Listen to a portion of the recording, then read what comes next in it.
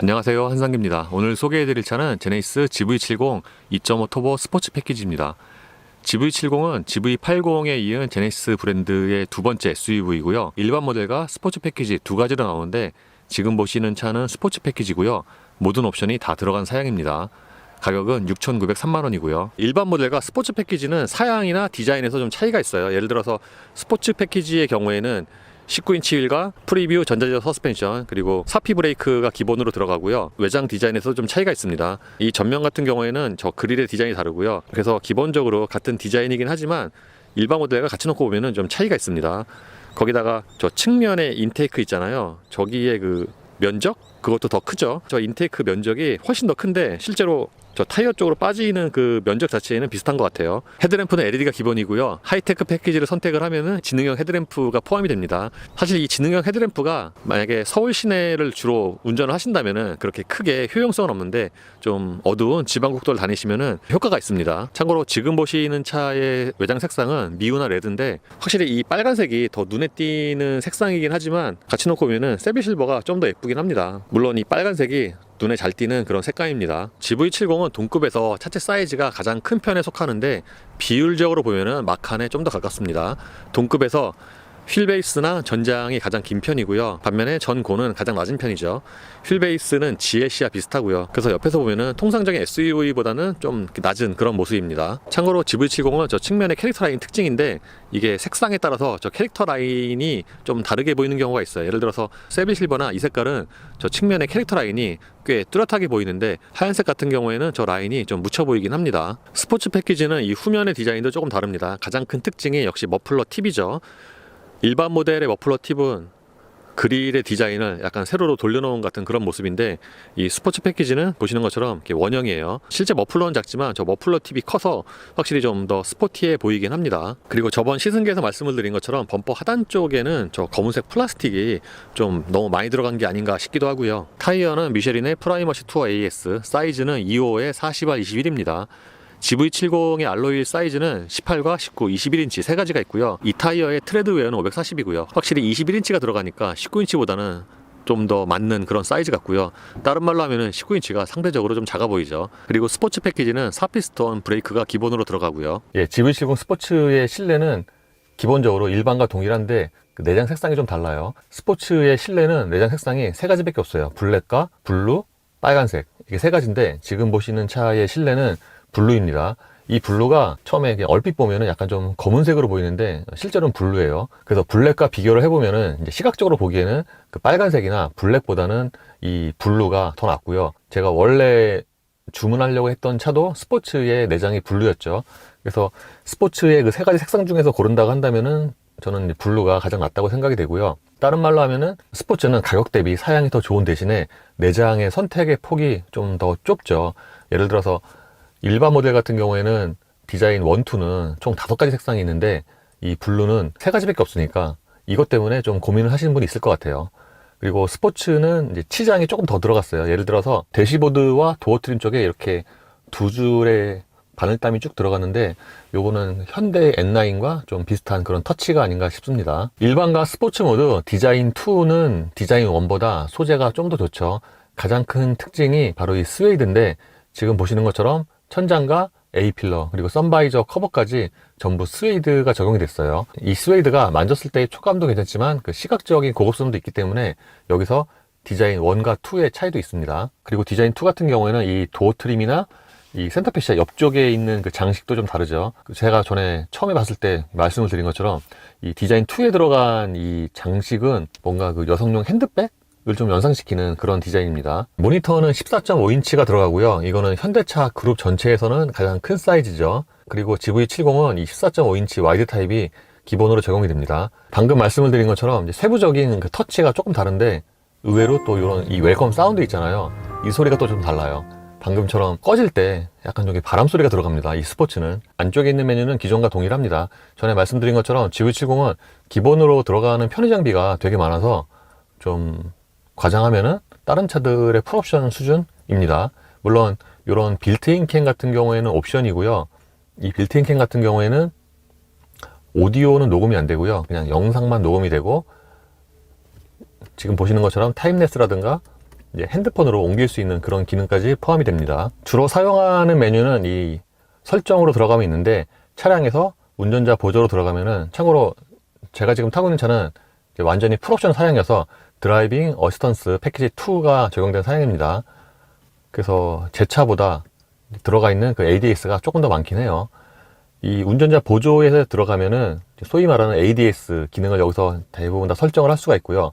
스마트 크루즈 컨트롤 같은 경우도 드라이브 모드 연동과 운전 스타일 연동 두 가지를 선택을 할 수가 있습니다. 주행 편의는 여기가 고속도로 주행 보조인데 이거는 뭐 굳이 체크를 안 할 이유는 없겠죠. 그리고 속도 제한이나 경고 시점, 경고 음량도 이렇게 크게와 중간, 작게, 끄기 네 가지를 선택을 할 수가 있고요. 드라이브 모드 같은 경우에는 이 차가 스포츠라서 스포츠 플러스 모드가 있습니다. 그러니까 기본 사양은 스포츠 플러스 모드가 없는데 이 차는 스포츠 플러스 모드가 있죠. 커스텀으로 들어가면은 여기서 파워트레인과 스티어링, 서스펜션, AWD의 세팅을 바꿀 수가 있어요. AWD도 이렇게 에코와 컴포트, 스포츠 세 가지를 선택을 해서 조합을 할 수가 있습니다. 브레이크 모드는 이제 기본으로 동일한데 이제 컴포트와 스포츠 모드 두 가지가 있거든요. 이거는 주행 중에는 바꿀 수가 없고 이제 멈췄을 때만 이 컴포트와 스포츠를 바꿀 수가 있습니다. 액티브 사운드 디자인은 끄기까지 포함을 해서 총 4가지가 있고요. 여기서 헤드업 디스플레이로 들어가면은 영상 조정이 있고요. 표시 정보로는 주행 경로 안내와 주행 편의 정보, 후측방 안전 정보, 오디오, 속도계 등이 있는데 이것도 드라이빙 어시스턴스 2에 따라서 메뉴가 또는 HUD에 표시되는 그래픽이 조금 더 달라요. 그러니까 제 차와 비교해 보면은 HUD에 표시되는 그래픽이 조금 더 많습니다. 그리고 계기판으로 들어가면은 여기서 테마 선택에서 드라이브 모드 연동이 있고요. 디자인은 A, B, C 세 가지가 있습니다. 그리고 지금은 시트 메뉴인데 이거 역시도 이 차가 컨비니언스가 들어갔거든요. 그래서 이런 에르고 모션 시트 이 메뉴가 더 추가가 됐습니다. 이게 컴포트 스트레칭 메뉴에 들어가면은 자세 보조와 서포트가 있잖아요. 이것도 작동 시간 20분, 15분, 10분 세 가지가 있고 강하게가 보통 2가지 메뉴를 고를 수가 있습니다. 이게 운전을 하다 보면은 이게 묘하게 그 시트 좌판이 살짝 움직이는데 이게 요즘에 벤츠 차들에 이제 많이 적용이 되고 있는 그거와 좀 비슷해요. 도어 테일게이트로 들어가면은 저 트렁크의 열림 속도라든가 높이를 설정을 할 수가 있습니다. 사운드로 들어가면은 이거 역시도 렉시콘 사운드 그 옵션이 들어가서 이런 안에 있는 이 메뉴가 더 좋아요. 오디오 성능이 좋은 것도 당연하고 이렇게 전후 좌우와 고음, 중음, 정음, 안내음 이렇게 선택을 할 수가 있습니다. 라이트로 들어가면은 이게 실내 무드 조명 메뉴고요. 무드 조명도 일반 모델과 조금 달라요.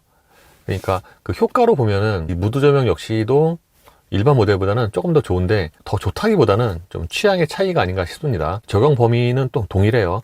디자인 2가 디자인 1보다 무드 조명의 적용 범위가 좀 더 넓어요. 예를 들어서 센터페시아 이쪽에 있는 그 라인에 더 추가로 들어갔고요. 일반 모델과 비교하면은 무드 조명의 색상은 다릅니다. 보통 현대차 무드 조명이 적용이 되면은 64가지가 들어가잖아요. 그래서 GV70 1번 모델은 64가지인데 이 스포츠 모델은 11가지예요. 카탈로그에 보면은 전문가 선정 스포츠는 11종의 무드 조명 색상만 적용이 된다고 했는데 전문가가 누군지 모르겠지만 어쨌든 실내 무드 조명의 색상은 11개만 적용이 됩니다.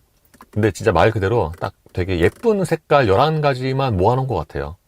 보시는 것처럼 아쿠아 화이트, 퍼플, 루비 레드 이렇게 있는데 쭉 돌려서 보면은 그 64가지보다 오히려 더 이게 나은 것 같아요. 왜냐면은 거의 2달이 돼가는데 무드 조명 한번 바꾸면 잘 안 바꾸거든요. 그리고 어두운 곳 주행 시 밝기 낮춤과 과속 안내 연동 기능도 있습니다. 지금은 어라운드 뷰 화면이고요. 옵션입니다. 기본 2분할이고요. 요 아이콘을 누르면은 그러니까 차 주변을 이렇게 돌려서 360도로 볼 수 있는 기능이 활성화가 됩니다. 다른 차들에 비하면은 이 GV70은 이렇게 위아래로 움직이는 범위 있잖아요. 이것도 좀 큰 편이고요. 그리고 이 앵글을 눌러서 이렇게 바꿔서 볼 수가 있습니다. 여기는 설정이고요. 공조장치의 디자인은 동일하고요. 이쪽 부분의 디자인도 다 동일합니다. 전에 말씀을 드린 것처럼 이쪽 부분이 여기보다 좀 낮잖아요. 보통은 이제 여기가 높이가 같은데 그래서 약간 좀 특이하고 이 무선 충전 패드의 경우에는 이제 그랜저 같은 경우에는 이제 커버 씌운 노트10 플러스가 넣으면은 이게 안 닫혔거든요. 근데 GV70은 닫히고요. 다만 이렇게 무선 충전 패드에 넣었을 때 충전하면서 핸드폰 화면은 이제 거의 안 보입니다. 일반과 스포츠는 실내 디자인이 이제 거의 같잖아요. 근데 가장 큰 차이가 바로 이 운전대입니다. 운전대 디자인은 이제 완전히 좀 차별화가 되죠. 전에 말씀을 드린 것처럼 일반 모델의 운전대는 이 밑에 쪽에 스포크가 없어서 약간 좀 웃고 있는 그런 모습이고, 반면에 스포츠 패키지의 운전대는 말 그대로 좀 스포티한 그런 디자인이죠. 이게 디자인만 다른 게 아니라 림에 적용된 소재라든가 두께도 달라요. 일반 모델의 운전대는 림 두께가 이제 제 기준으로 하면은 약간 좀 두꺼운 그런 느낌이 있는데, 이 스포츠는 딱 맞고요. 결정적으로 주로 잡는 부분에 이렇게 펀칭이 돼 있어요. 그래서 잡히는 감각도 좋습니다. 이 림에 있는 이 펀칭을 보면은 독일 차들의 고성능 버전처럼 되게 깊은 건 아니거든요. 근데 또 없으면 또 차이가 있습니다. 거기다가 이 운전대 스포크 있잖아요. 양쪽의 디자인도 달라요. 그래서 뭔가 조명도 더 예쁜 좀 그런 느낌이 있습니다. 참고로 GV70은 운전대 조절은 전동입니다. 계기판은 12.3인치 풀 디지털이고요. 요거는 옵션입니다. 요 가운데 있는 메뉴는 다 동일한데 이제 스포츠라서 이게 추가가 됐죠. 그러니까 오일 온도와 토크, 터보 게이지가 이 가운데 표시가 됩니다. 이 외에는 일반 모델과 동일하고요. 이렇게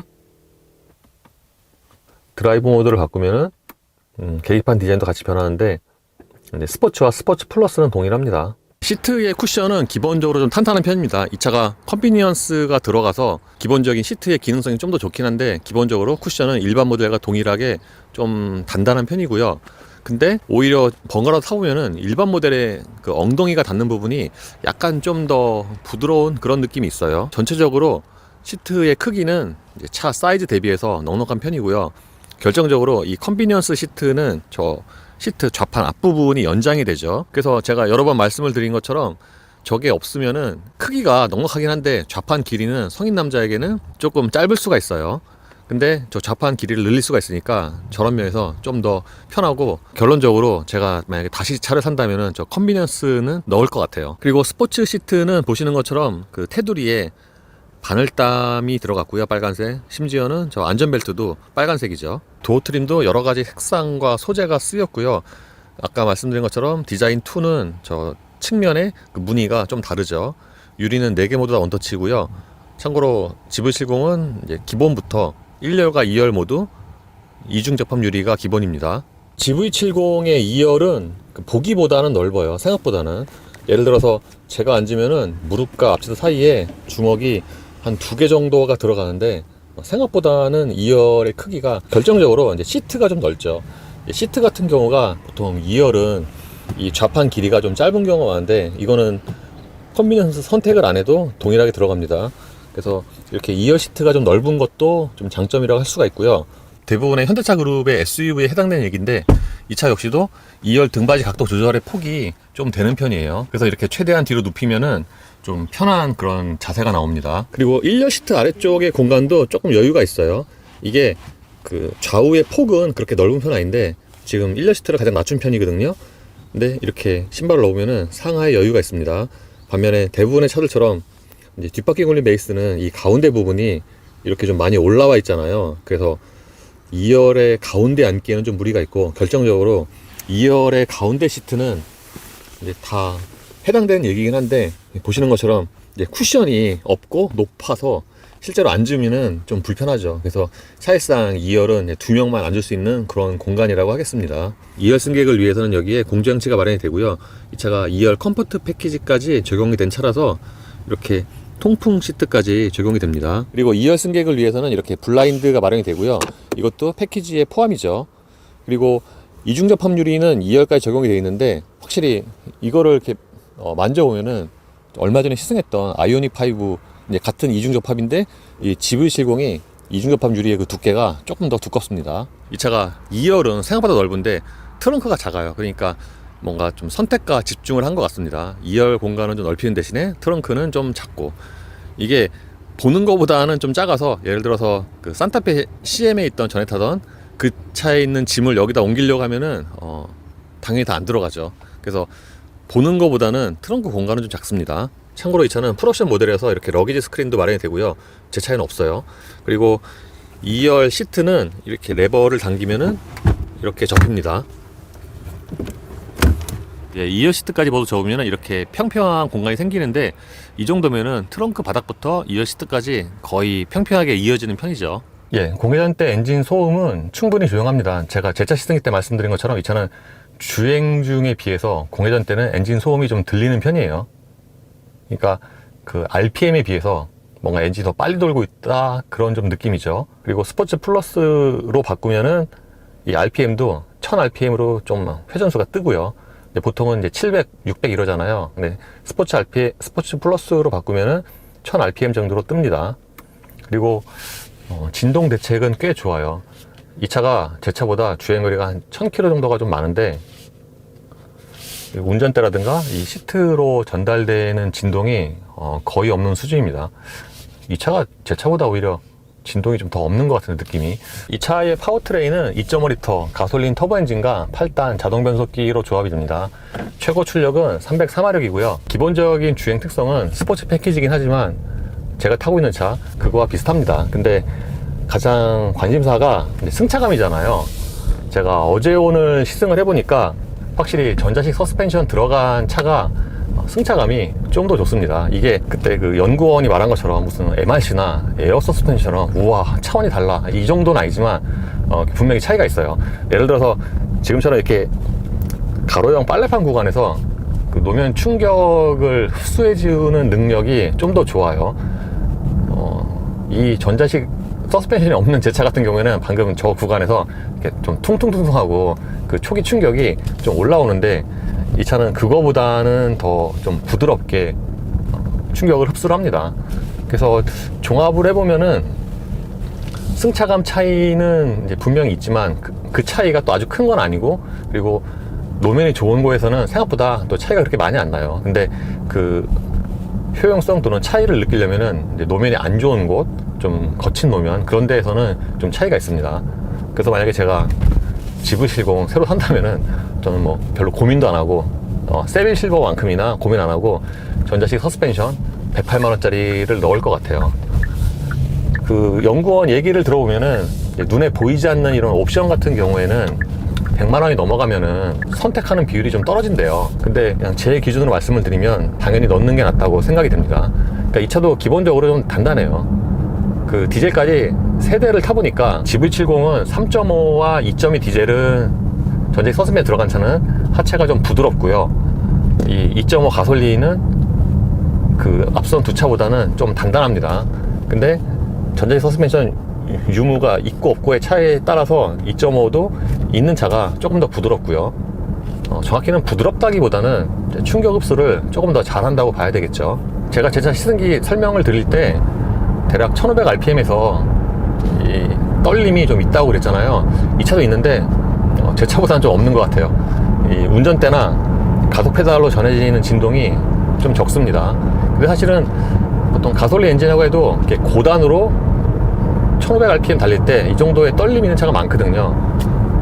제 차 같은 경우에는 이제 운전을 하다가 뭔가 발끝이나 운전대로 진동이 좀 있네라고 딱 계기판을 보면은 거의 어김없이 1500rpm 정도인데, 이 차는 그거보다는 좀 적고요. 그리고 GV70이 기본적으로 하체의 방음 또는 전체적인 방음이 좋은 편이어서 이 차도 밑에서 올라오는 소음이 좀 잔잔하게 들어옵니다. 그래서 전체적인 방음에는 꽤 좋은 점수를 줄 수가 있고요. 보통 방음이 좋은 차들이 이제 상대적으로 바람 소리가 좀 크게 들리는 경우가 많은데, 이 차도 그래요. 그러니까 다른 부분이 조용하다 보니까 이제 앞쪽에서 부딪히는 그 풍절음이 상대적으로는 이제 가장 크게 들리죠. 그리고 아까 제가 2열에 잠깐 타봤을 때 느꼈는데, 이 차는 그 2열 쪽까지 하체 쪽에 그 방음이 잘 된 편인 것 같아요. 왜냐하면은 좀 이렇게 돌이 좀 많이 있는 그런 도로를 지나갈 때 하체 방음이 안 된 차는 그 휠하우스에서 그 돌 튀는 소리가 들리는 경우가 많은데, 2열에 앉았을 때 이 차는 뒤에 앉았을 때도 그런 그 돌 튀는 자잘한 소리, 그런 소리가 잘 안 들립니다. 그래서 2열의 방음도 괜찮지 않나 라고 생각을 하고 있어요.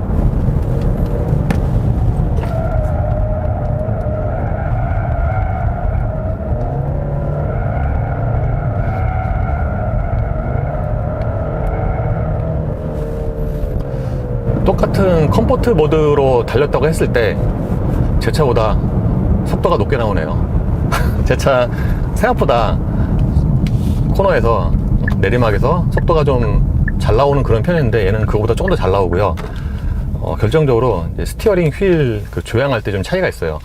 제 차는, 그러니까 스포츠 패키지가 아닌 차는 조향할 때 평상시에 뭔가 좀 둔하거든요. 근데 얘는 그거보다는 조금 더 민첩해요.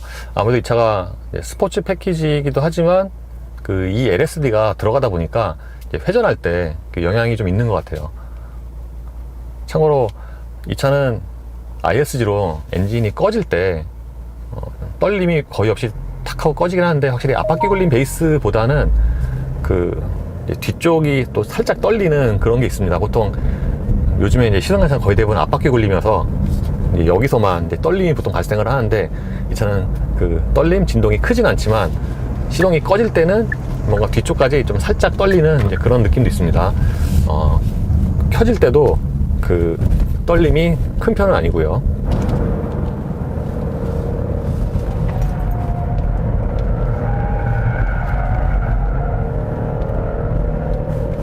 확실히 제 차 사양과 비교하면은 코너에서의 거동이 좀 더 가볍습니다.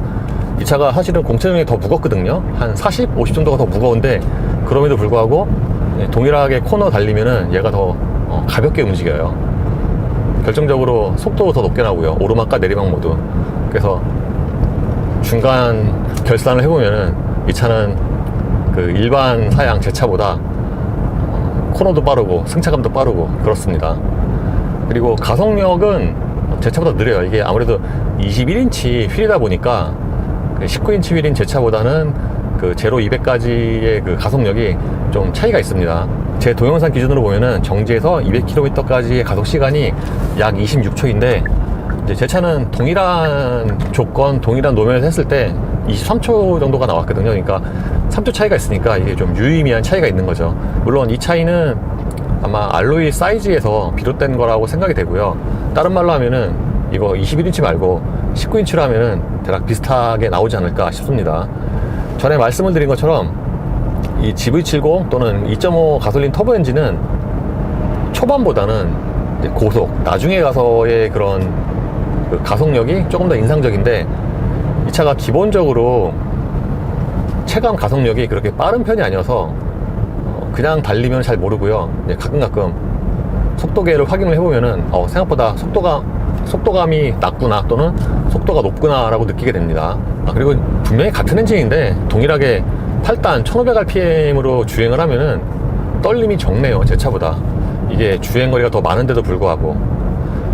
어쨌든 가속 페달을 쭉 밟으면은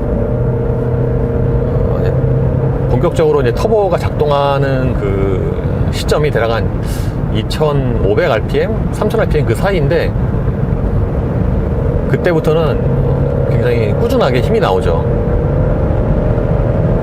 풀 가속 시 자동으로 변속되는 시점은 6100rpm 정도이고, 그때까지, 그러니까 제가 전에 말씀드린 것처럼 이 엔진은 뭔가 그 엔진 오일을 좀 이렇게 많이 넣은 그런 느낌이에요. 그러니까 기통당 배기량이 큰 엔진 치고는 고회전을 많이 사용을 해도 이렇게 자동으로 변속되는 시점에서도 그렇게 뭔가 좀 이렇게 버겁다거나 그런 느낌이 적습니다. 그리고 계기판의 이 게이지로 확인을 해보면은, 그러니까 풀 부스트 시 대략 여기 기준으로 한 14 정도가 되는데, PSI 이거를 바로 환산을 해보면은 대략 한 0.98바, 1바 정도가 됩니다. 그러니까 요즘에 그 순정 터보 치고는 이 부스트를 이렇게 아주 높게 쓰는 편은 아니에요. 요즘에는 그 터빈 기술이 좋아져갖고 순정 터보도 막 1바 이상 쓰는 그런 엔진들이 꽤 많은데, 그거 생각을 해보면은 이렇게 터빈의 그 부스트를 아주 이렇게 높게 쓰는 편은 아닙니다. 전자제어 서스펜션이 없는 사양과 비교해보면은 전체적으로 승차감이 좋긴 한데, 또 다른 점이 턱을 넘을 때라든가 또는 좀 안 좋은路面지날 때 그 뒷타이어가 지나갈 때 이렇게 텅 하고 실내로 들어오는 소리가 있거든요. 이 차도 없는 건 아닌데 전자제어가 없는 사양보다 그 소리가 좀 적습니다. 그래서 종합을 해보면은 전체적인 승차감이 좋은 건 맞는데, 이게 잠깐 타서는 차이가 아주 그렇게 크지 않을 수 있어요. 근데 만약에 장거리를 운행을 하거나 또는 이제 계속 오너로서 운행을 하잖아요. 그럼 그게 누적이 쌓여갖고 아마 그 차이가 조금 더 벌어질 수 있지 않을까 싶습니다. GV70은 런치 컨트롤도 기본이죠. 사용 방법은 기존과 동일한데 이 차는 스포츠 패키지라서 스포츠 플러스 모드가 있잖아요. 그래서 일단 스포츠 플러스 모드로 바꾸고 이 옆에 있는 ESC 버튼을 길게 누르면은 완전히 해제가 됩니다. 2번. 그 다음에 왼발로 브레이크를 밟고 가속 페달을 끝까지 밟으면은 런치 컨트롤 레디 상태가 되죠. 그 상태에서 브레이크 페달에서 발을 떼면은 이 차가 낼 수 있는 가장 빠른 순발력이 나오는데, 전에 말씀을 드린 것처럼 런치 컨트롤 치고는 그렇게 회전수를 높게 쓰는 편은 아니에요. 대략 한 2100 RPM 정도? 그러니까 풀 악셀을 하는 거 대비해서 아주 그렇게 뭐 차이가 크진 않습니다. 전자제어 서스펜션이 있는 사양은 승차감만 좋은 게 아니라 고속 안정성 또는 이 직진성도 더 좋아요. 제 차도 물론 출고 초기보다 이제 고속 안정성이나 직진성이 좀 더 좋아지긴 했는데, 이 차 이제 어제 오늘 타보니까 제 차보다 좀 더 좋네요. 그러니까 똑같이 직진을 해도 이 차가 조금 더 안정적으로 주행을 합니다. 근데 저 리어 서스펜션이 방금처럼 이렇게 툭 하고 떨어질 때 그 추스림 잡는 것도, 리바운딩을 잡는 것도 뭔가 제 차보다 좀 더 빠른 것 같기도 하고요. 드라이버 모드를 스포츠 플러스로 바꾸면은 파워트레인이나 AWD 또는 이 댐핑도 좀 더 단단하게 바뀝니다. 근데 컴포트 대비해서 이 댐핑이 스포츠 플러스라고 해도 아주 그렇게 좀 차이가 큰 건 아니에요. 이건 오히려 스포츠 플러스는 그 변속기의 반응 차이가 더 큰 것 같아요. 왜냐면은 좀 더 적극적으로 다운시프트를 하고 또는 업시프트를 좀 나중에 하고 그렇습니다. 예를 들어서 이렇게 정속주행을 하다가 가속 페달을 발을 떼면은 그 다음 가속을 위해서 다운시프트를 좀 더 적극적으로 진행을 하죠. 그래서 스포츠 플러스 모드는 이렇게 직진을 달릴 때는 댐핑보다는 파워트레인의 세팅이 좀 더 스포티하게 변하는 게 더 두드러진 차이점이고요. 그리고 제 차에 비하면 이 차가 뭔가 실내에서 잡소리가 좀 많이 나네요. 제 차는 실내에서는 잡소리가 그렇게 많이 안 나는 편인데 이 차는 좀 잡소리가 있습니다. 예를 들어서 도어 트림이라든가 트렁크 쪽에서 그 발생하는 잡소리가 좀 있어요. 이건 아마 차마다 좀 편차가 있지 않을까 싶고요. 반면에 그 GV80이나 GV70은 저 대시보드 또는 이 공조장치 오디오 쪽에서 발생하는 그 뚝뚝 소리 있잖아요. 그 돌빵 맞는 소리. 그 소리가 제 차도 가끔 가다가 서 있을 때도 발생을 하는데, 물론 이 차는 지금 짧게 타서 잘 모르겠지만 어제 오늘 타면서 또 그 소리는 또 적네요.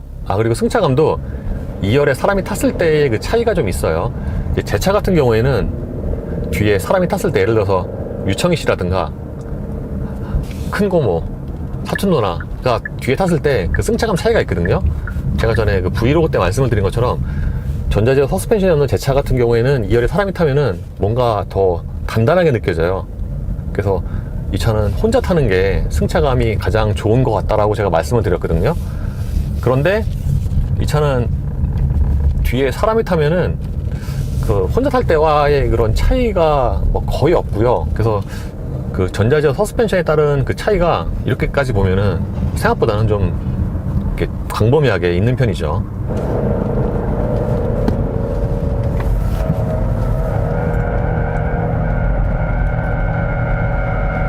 확실히 스포츠 플러스 모드는 같은 코너라고 해도 속도가 더 높게 나오는데, 이 결정적인 차이가 그 ESC의 그 제어 여부 같아요.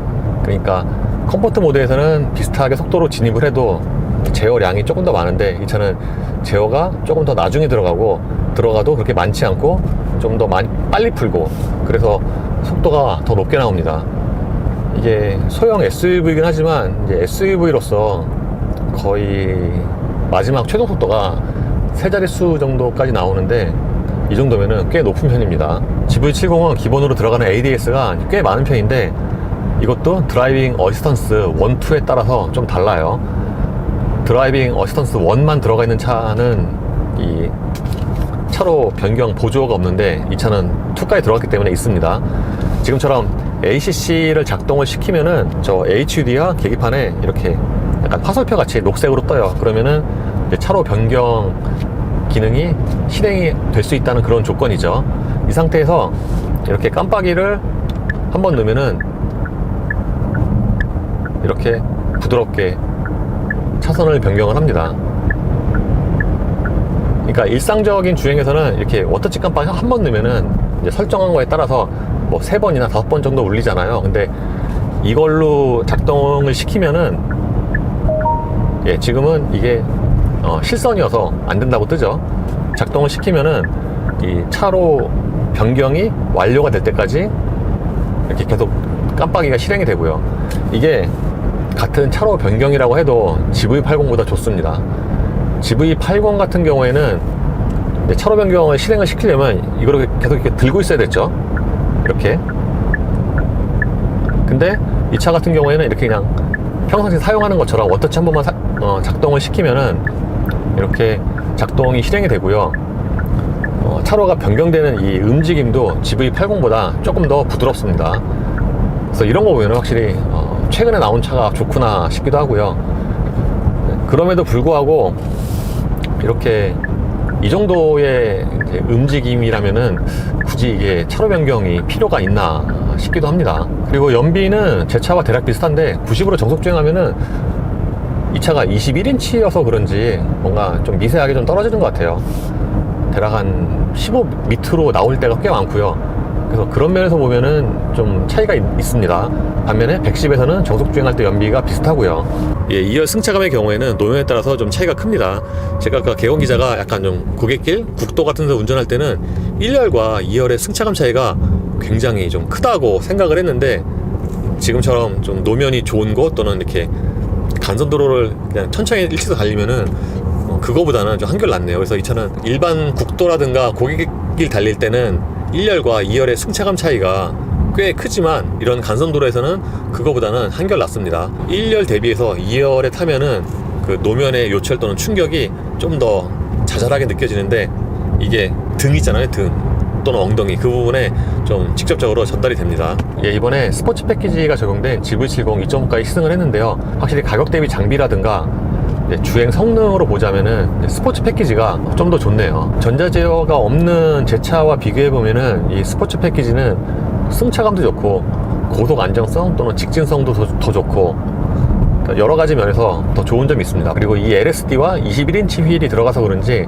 코너링에서의 그런 거동이라든가 그 속도 자체도 더 높게 나오고요. 그래서 승차감과 주행 성능까지 다 같이 고려를 하신다면은 이 스포츠 패키지를 선택을 하시는 게 만약에 GV70을 산다면 더 좋다고 생각이 됩니다. 다른 말로 하면은 그냥 일반 모델에서 전자제어 서스펜션만 선택을 하셔도 되고요. 그래서 저 같은 경우에는 원래 스포츠를 주문을 했지만 차를 빨리 받으려고 취소 물량을 선택을 했는데, 만약에 제가 다시 차를 산다면은 GV70을 산다면은 당연히 스포츠 패키지를 살 것 같고요. 왜냐하면 스포츠 패키지에 전자제어 서스펜션이랑 19인치 휠, 이 LSD 이런 게 들어가 있으니까 훨씬 낫죠. 반면에 이 스포츠 패키지는 그런 면에서는 이 고민의 여지가 별로 없는데, 다만 내장 색상의 그 선택의 폭이 좀 좁아서 그런 면에서는 좀 고민이 될 것 같습니다. 이로써 제네시스 GV70 2.5 스포츠의 시승을 마치겠습니다. 감사합니다.